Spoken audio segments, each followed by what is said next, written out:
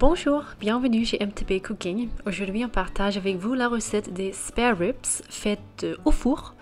C'est des spare ribs épicés et juteux et on va vous montrer comment les faire. Pour le rub, qu'on va faire un dry rub, on va utiliser des ingrédients secs. D'abord, on prend du paprika en poudre. On prend du poudre d'oignon ainsi que du poudre d'ail.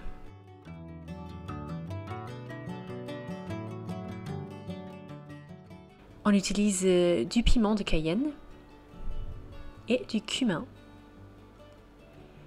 Un peu de sel et du poivre noir, fraîchement du moulin. On ajoute après un sucre vachoise ambré. C'est un sucre très roux et très intense, on dirait. Et on va bien mélanger tous ces ingrédients pour le dry rub.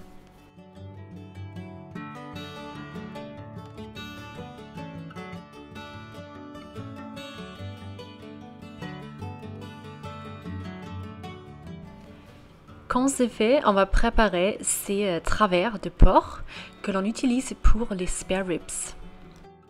Et ce qu'il faut faire, c'est d'enlever le membrane qui est sur l'une côté des travers. Et on fait ça en utilisant un petit couteau et ses mains pour bien retirer. C'est vrai que ça peut apparaître un peu difficile, mais c'est possible quand même. Il faut juste être persistant et avoir de la patience. Et nous faisons ça pour nos 5 carrés de côte. Cela veut dire environ 4,5 kg de travers de porc. C'est beaucoup, mais ici on a quand même fait beaucoup pour notre avenir, on dirait. On va mettre quelques des travers au congélateur pour les consommer en notre temps. Maintenant, on va, avec ses mains, on va mariner les travers de porc avec le dry rub. Et cela se fait, comme vous pouvez voir sur la vidéo, super facilement. Il faut juste s'assurer qu'il y a du rub partout sur le travers. Du coup, on va bien frotter parce qu'il y a beaucoup de goût dans ce rub et c'est vraiment ça qui donne du goût à la viande qui est maintenant complètement crue, sans épices ou des choses comme ça. Du coup, c'est dans le rub que l'on a le goût, les épices. Ce que nous allons faire dans cette recette, c'est de faire cuire les travers de porc au four. Et on fait ça très facilement pendant plusieurs heures. On va prendre un peu de temps pour la cuisson, mais ça va quand même être un super bon résultat à la fin. Et du coup, on va les faire cuire à une température plutôt basse, ça veut dire 150 degrés Celsius. Et après avoir bien mariné avec le rub, on va ajouter aussi une liquide fumeuse, on dirait, liquid smoke, ça se dit en anglais. Et c'est un produit super concentré, du coup il ne faut pas trop mettre sur les travers.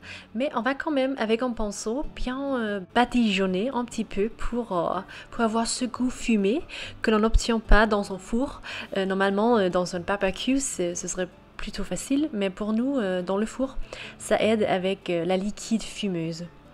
Après, on va bien emballer les travers dans du papier aluminium. On ne veut pas qu'il y ait de la vapeur ou des jus qui sortent du papier pendant que la viande cuit au four.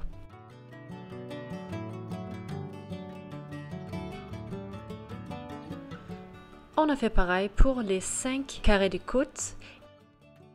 Et il faut qu'il n'y ait qu'un travers de porc par paquet de papier d'aluminium. On va enfourner les spare ribs pendant 2h45 à 150 degrés Celsius. Et après, on a un résultat super bon, mais on n'est pas encore fini parce qu'on va quand même faire une dernière étape. Pour finir la cuisson de ces spare ribs, on va les badigeonner avec une sauce barbecue.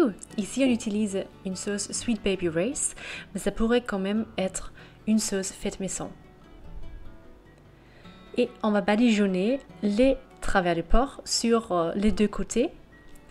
Il faut être gentil avec la quantité parce que ça donne beaucoup de goût et une belle surface. On peut caraméliser sur chacun des travers de porc.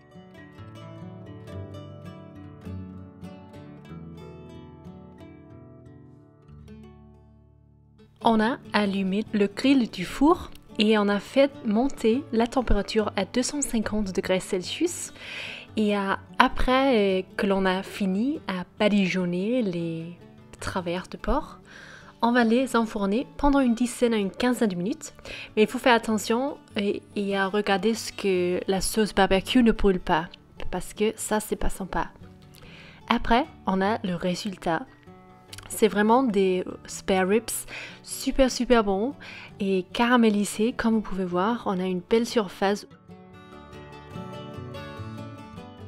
On va couper en strips et on va vous montrer comment c'est beau. C'était un vrai régal. Il y a plein de viande juteuse sur l'os.